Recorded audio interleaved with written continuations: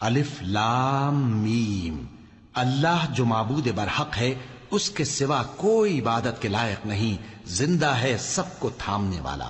اس نے اے نبی تم پر سچی کتاب نازل کی جو پہلی آسمانی کتابوں کی تصدیق کرتی ہے، اور اسی نے تورات اور انجیل نازل کی تھی۔ یہ دو کتابیں اس نے پہلے نازل کی تھیں لوگوں کی ہدایت کے لیے، اور پھر قرآن جو حق اور باطل کو الگ الگ کر دینے والا ہے نازل کیا۔ جو لوگ اللہ کی آیتوں کا انکار کرتے ہیں ان کو سخت عذاب ہوگا، اور اللہ زبردست ہے، بدلہ لینے والا ہے۔ اللہ ایسا خبیر و بصیر ہے کہ کوئی چیز اس سے پوشیدہ نہیں، نہ زمین میں اور نہ آسمان میں۔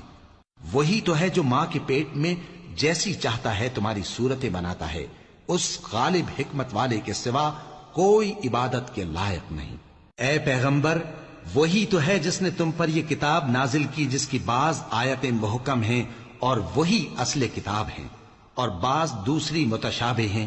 تو جن لوگوں کے دلوں میں کجی ہے وہ متشابہات کا اتباع کرتے ہیں تاکہ فتنہ برپا کریں اور مراد اصلی کا پتہ لگائیں، حالانکہ مراد اصلی اللہ کے سوا کوئی نہیں جانتا۔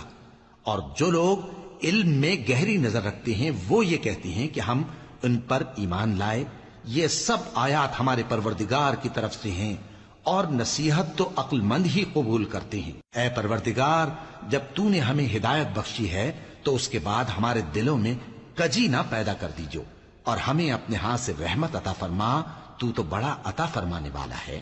اے پروردگار، تو اس روز جس کے آنے میں کچھ بھی شک نہیں سب لوگوں کو اپنے حضور میں جمع کر لے گا، بے شک اللہ خلاف وعدہ نہیں کرتا۔ جو لوگ کافر ہوئے اس دن نہ تو ان کا مال ہی اللہ کے عذاب سے ان کو بچا سکے گا اور نہ ان کی اولاد ہی کچھ کام آئے گی، اور یہ لوگ آتش جہنم کا ایندھن ہوں گے۔